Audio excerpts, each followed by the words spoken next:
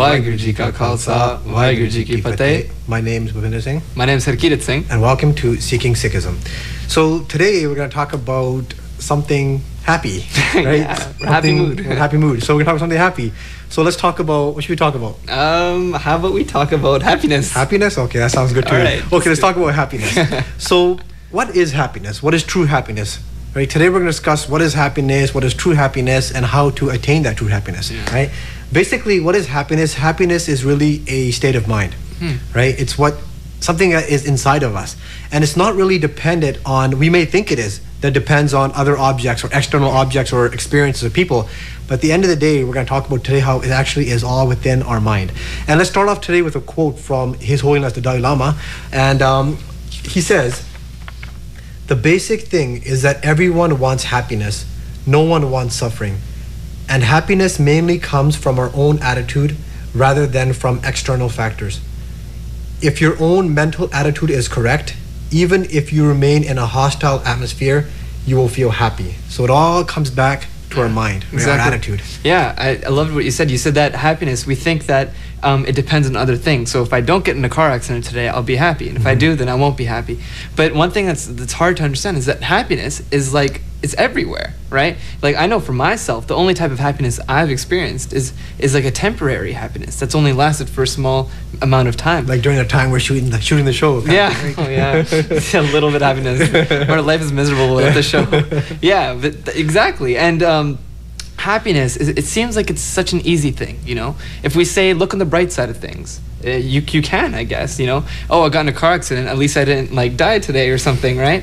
And that you can look on the positive side of anything, but really happiness, although it might be an easy thing, it's also a very hard thing, because it's hard for us to train our mind and train our ego and suppress it so that we can appreciate this happiness. It's appreciating the happiness and revealing the happiness that's hard for many people, myself included. Yeah. Well, just an example, like how happiness is really dependent on our state of mind, how it depends on what is going on inside of us. Here's an example.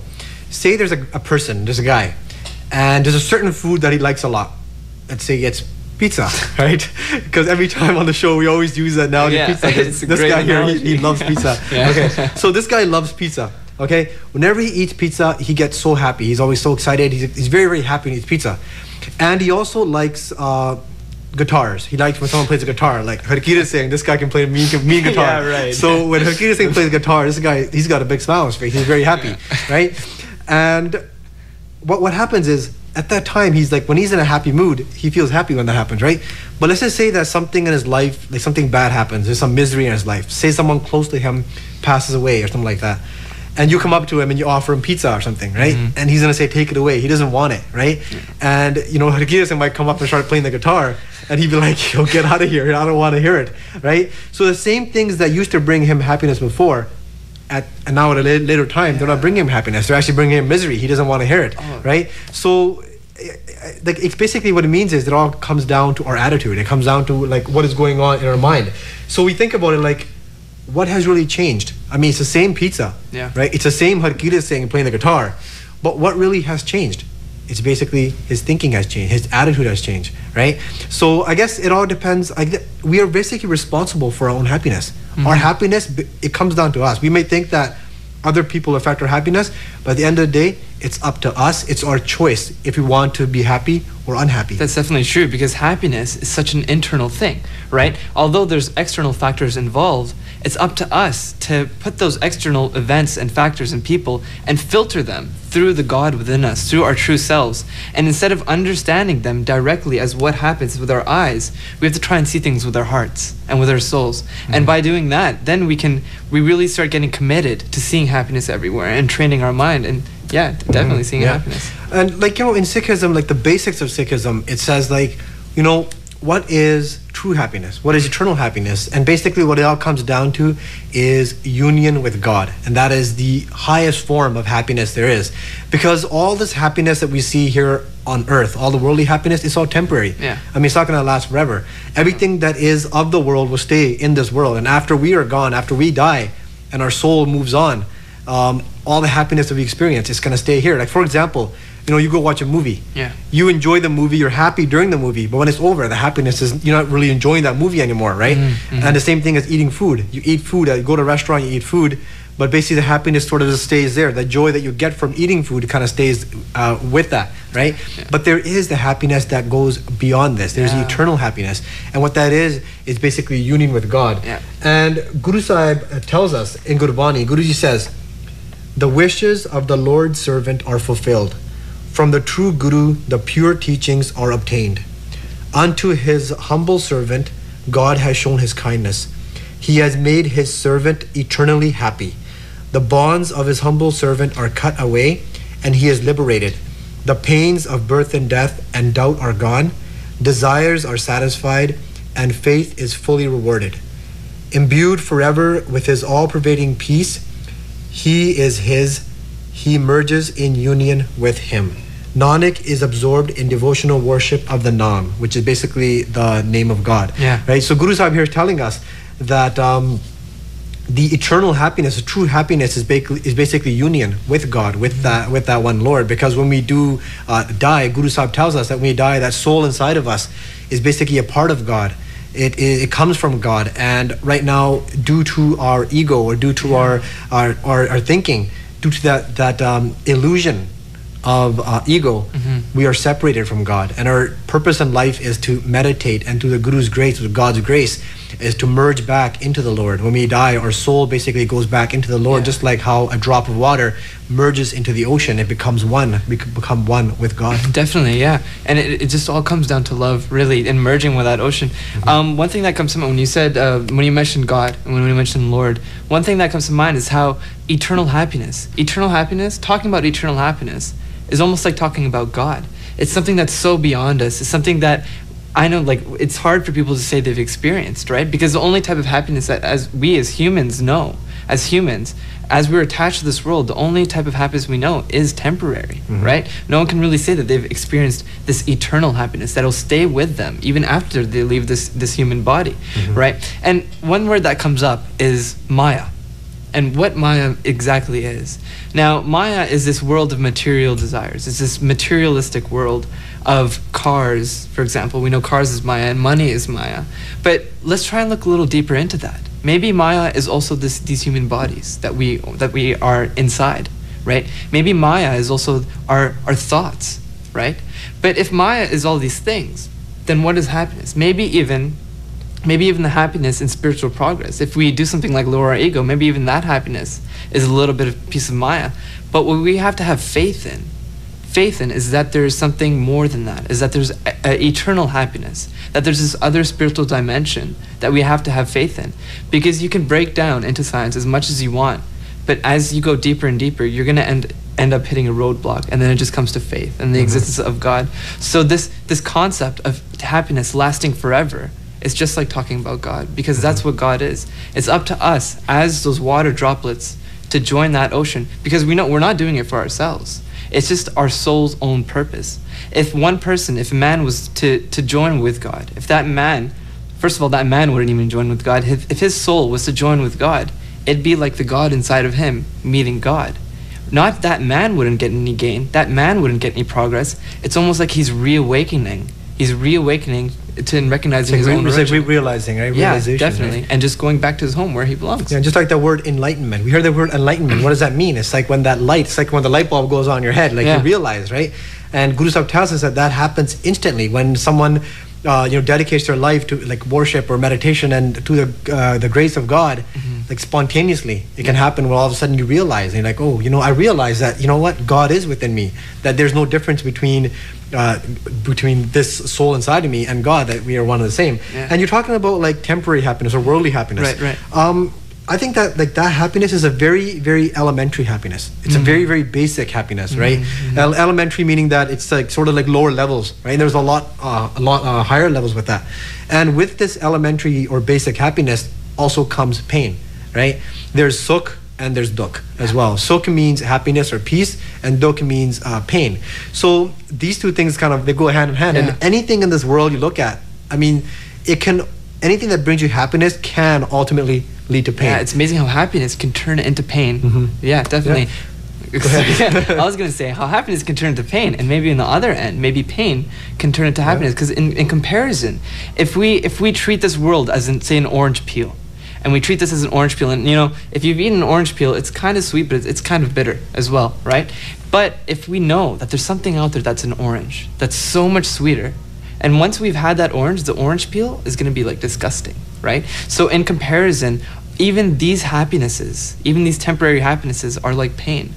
But as we appreciate these happinesses, as we appreciate this pain that's in comparison to the eternal happiness, as we experience this pain, maybe that pain can turn into external happiness, eternal happiness. Yeah. So like from sukh to dukh, and like an example here, let's bring it close to home actually. As many people know that in the Vancouver area, there's a lot of problems with gangs and drugs, right? And why do people get into that? Why are someone's youth getting into drugs or getting into the drug dealing and getting into gangs? One of the main reasons is money, right? It's basically chasing after that temporary happiness, right? Because we think that money can buy us happiness, right? More money, more problems. More money, more problems, right? So this is what we're chasing. We're chasing the money, and we're chasing that fame and that respect, right? But how temporary is that? Give example, like this is the example of someone who is into gangs or drug dealing. At first they might think, okay, they get the money, and they think that, okay, now I'm happy, right?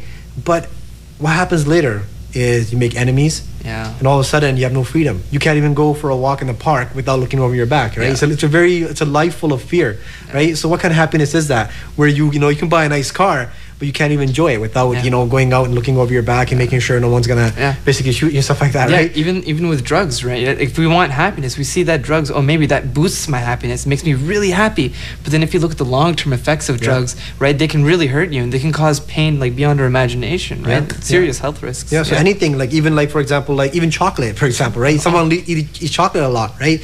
And it brings them happiness. But at the end of the day, we have to go to a dentist, and he's like, yeah, you got like 10 cavities, man, right?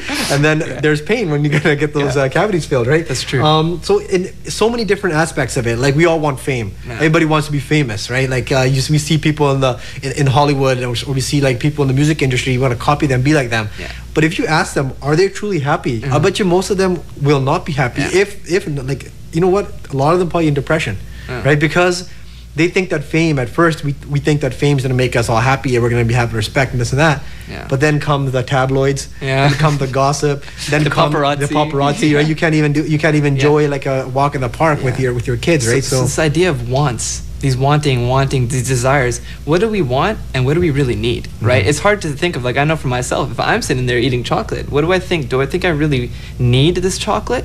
So when we experience happiness in our days, one thing that we have to see is that what is the happiness that we really need, right? That orange peel that we experience, just a little taste of that sweet orange, because in the society that we live in, it's all about consumerism and desires and getting happiness from other things. Buying this and getting happiness, trying this and getting happiness. But really, the true happiness is actually in yourself, and you don't need to buy anything. You don't need to consume anything. What you have to do is appreciate things within yourself and externally. So like there's happiness, then we gotta like you said about desires, right? So what really is unhappiness? What is the opposite of happiness? Unhappiness is basically unfulfilled desires, right? When our desires, what we want, does not get fulfilled, that makes us unhappy, right? So the more desires that we have in life, the more potential of unhappiness there is, right? And contentment is something that's very, very important. And Guru Sahib tells us over and over again in Sikhi to have contentment, right? Not to have too much greed, not to always chase after more and more. Because chasing after happiness is basically, it's like a mirage. It's like chasing a mirage. You're never gonna get there, right? For example, like somebody's young and they say, you know what, I'm not happy right now. When I finish high school, then I'll be happy, right? Then they finish high school. After that, when I graduate, get my degree, then I'll be happy. Then we get our degree.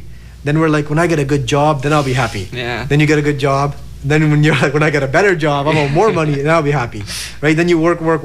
Then you're like, okay, you know what? When I get married, I'll be happy. When I have kids, I'll be happy. It just keeps on going. And then sometimes when you die, it's like, what have I done my whole life? What have you done, right? At the end of the day, you think you're gonna get happy, then you retire, then you're bored, right? And you're like, at the end of the day, like you understand, like when are you really getting happy? We keep chasing it, but are we really actually happy? And that happiness, we can actually experience the happiness right now, and it all comes back to our state of mind and it comes back to what kind of actions we do, what we're doing with our life, right? Definitely. And if we're focusing all our happiness on worldly happiness, then we'll never get eternal happiness. Eternal happiness is the happiness of being one with God. And Guru Sahib tells us in Gurbani, Har ka naam agochar paya, Gurmukh sahaj subai, Naam nidan vasya kat antar, Rasna har gun gai, Sada anand rahe din rati, Ek sabd liv lai.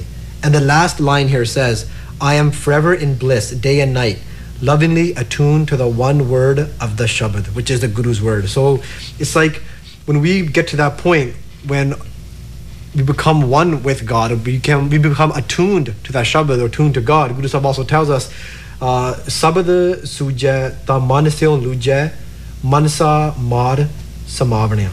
And what that means is, when one understands the Shabad, then he wrestles with his own mind, subduing his desires, he merges with the Lord. So again, it's about subduing those desires. And does that mean Hakir is saying that we can't enjoy life? That we can't enjoy life at all? Like, don't have any happiness in your life, just like live a life of depression, go live in a cave somewhere, and just like, Exactly. That's not what it means, right?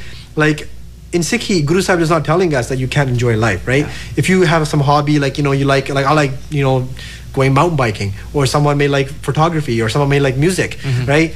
These kind of things, it's okay to enjoy these things, but it's also important to remember not to get so attached to them that you don't look beyond that, because there are way higher levels of happiness beyond that as well. Yeah, if we see all these things, these experiences around us as tools that can help us instead of hurting us, if we can actually use this Maya to our advantage. Instead of taking the material aspect of it, take the God in it, right? Appreciate God, thank God, like, God, you have me in this life, you have me in this wonderful life, thank you, and appreciate God in that sense. Yeah.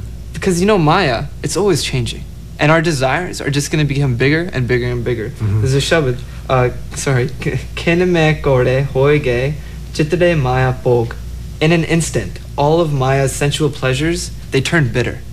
So Maya, right? What pleasure can we say that is experienced that will not turn bitter, right? What can it that we say? And before we go ahead, we actually had a chance to sit down with a wonderful Gursik called Veer Kaur. She was named Veer Kaur, and she's from Vancouver, BC. And we have a video clip of what she has to say about what she thinks true happiness is. So here's that clip.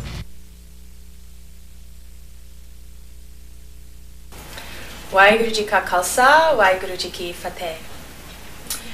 True happiness. What is true happiness? True happiness, to me, when I think of that, it makes me think of Yogi Bhajan's teachings on the 7 steps to happiness. And the first one being commitment. And this lifetime, I feel very grateful that I have found a path and a dharma that gives me a place to bow my head and to give me that feeling of discipline and commitment and ability to serve and grow in that kind of commitment. We live in a society that is so kind of quick fix, so all about finding something that will fulfill your needs immediately. And while we think that gives us happiness, it never really gives us that kind of sustaining, truthful contentment. It just perpetuates this need for more and more and more. Real true happiness comes from a feeling of containment and connection and security in the divine, and knowing that you are part of that divine connectedness. And I think that that's kind of the key. There's this fear that if we allow ourselves to kind of feel that depth, that you get all consumed by it and don't really know, where to go from there. But instead we spend our time looking and searching for that next thing that's going to give us that feeling of containment. But it doesn't really exist externally outside of ourselves. Keys to kind of maintaining that commitment and that connection to the divine are things like a personal sadhana, a personal discipline, Sangat, which is the company of the holy, which gives you that feeling of always connecting with people of like-minded consciousness who can keep you in that charity kala spirit, that ever-rising spirit of victory. To me, that's very much a key. It's kind of what I live for. this lifetime is to connect with other people who have that same feeling of victory and wanting to get that experience from life. So that's to me what true, real happiness is all about. Waheguru Ji Ka Khalsa, Waheguru Ji Ki Fateh. Thanks a lot, Birkar. Now, what she said was really beautiful about how happiness really comes from inside, and it's really an internal thing. And it's up to us to have faith that there is this eternal happiness within us, you know? Because as humans, you know, and when I say as humans, I mean that as people who are attached to this material world, as we remain human, we realize that any happiness we experience is temporary. But those with divine knowledge, with that enlightenment, although they may be in the human form, because achieving God may be possible in the human form, but they aren't considered human, because they aren't. They're so beyond us. They've experienced that wonderful sweet orange, that wonderful bliss of God. So it's up to us as humans to have faith that there's something more out there.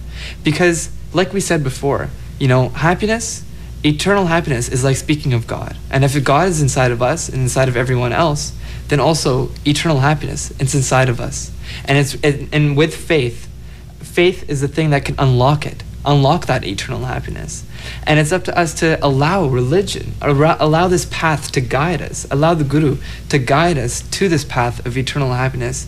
It may be hard, but this pain, these hardships that we may encounter as we follow this hard path of religion, maybe that pain will turn into eternal pleasure. Maybe that pain will turn into internal happiness and true happiness. Yeah. And Guru Nanak Dev Ji says in Sri Guru Granth Sahib Ji, Guru Sahib says, wealth, the beauty of youth and flowers are guests for only a few days. Like the leaves of the water lily, they wither and fade and finally die. Be happy, dear beloved, as long as your youth is fresh and delightful. But your days are few, you have grown weary, and now your body has grown old. So Guru Sahib here is basically reminding us that the happiness of youth, or the happiness of this world, that eventually with death, it's going to be gone. Yeah. It's going to be destroyed. It's going to be left here on earth. So when we're young, we can't even imagine death. It's so hard to even imagine ourselves dying, right? But that death is basically lurking like over our shoulder, lurking over our heads, and it's just waiting for that day to come. And the question that we have to ask ourselves is that, did we just waste our whole life? And I'm speaking about myself as well. Did I just waste my whole life chasing after worldly happiness? Or did I even try to chase or go after that eternal happiness which is found in God? And unfortunately, in life, a lot of us, most of us, we just spend our whole life in chasing that temporary happiness, and we never look beyond and see that how can we attain that happiness that will last forever, which is the happiness of union with God. And you know, English translations of Sri Guru Granth Sahib Ji are very, very helpful, very beneficial to people who can't understand Punjabi. So let's take a quick look here at a clip from SickNet, the people at sicknet.com. They have some online they have a few clips of Sri Guru Granth Sahib Ji translations. So let's check that out with Sat Nirmal Kaur, and she's going to be reciting some Gurbani in English. City Dog, first channel of light. The great giver has given the intoxicating drug of falsehood. The people are intoxicated. They have forgotten death, and they have fun for a few days. Those who do not use intoxicants are true. They dwell in the court of the Lord. O Nanak, know the true Lord is true. Serving him, peace is obtained. You shall go to his court with honor. Pause. The wine of truth is not fermented from molasses. The true name is contained within it. I am a sacrifice to those who hear and chant the true name. Only one who obtains a room in the mansion of the Lord's presence is deemed to be truly intoxicated. Bathe in the waters of goodness and apply the scented oil of truth to your body, and your face shall become radiant. This is the gift of 100,000 gifts. Tell your troubles to the one who is the source of all comfort. How can you forget the one who created your soul and the prana, the breath of life? Without him, all that we wear and eat is impure. Everything else is false. Whatever pleases your will is acceptable. Thank you, Satnam Mulkar. So that was a really wonderful translation of Gurbani. And Gurbani is such a wonderful thing because it's such a powerful resource that can tell us about what the purpose in life is. And it's up to us to increase our knowledge and learn and learn and learn about Gurbani and use these external factors of Maya as tools to help us instead of hurting us. Because knowledge is a very important thing, and knowledge combined with faith, those are the key essentials in religion. Because if knowledge were to be many pebbles, for example, if knowledge was to be many little pebbles and his faith was to be a big box, now if these pebbles, if they didn't have the box, they'd be scattered and maybe lost and all over the place. But with the box, they're contained. But faith, in the same way, that box, without those pebbles, it can be flattened and crushed easily without the strength of those pebbles. So knowledge is almost the strength for this faith, and the faith is the ground for this knowledge. So we need both. And for happiness, for true happiness, we need both these things and religion to help us guide us towards happiness. So that's about all the time we have. I'm just going to wrap it up really quickly. We have a website. It's www.seekingsikhism.com. There you can check out some online full episodes. And we also have an email address at seekingsikhism@gmail.com. Thanks a lot for watching. We'll see you guys next week on Seeking Sikhism. Waheguru Ji Ka Khalsa, Waheguru Ji Ki Fateh.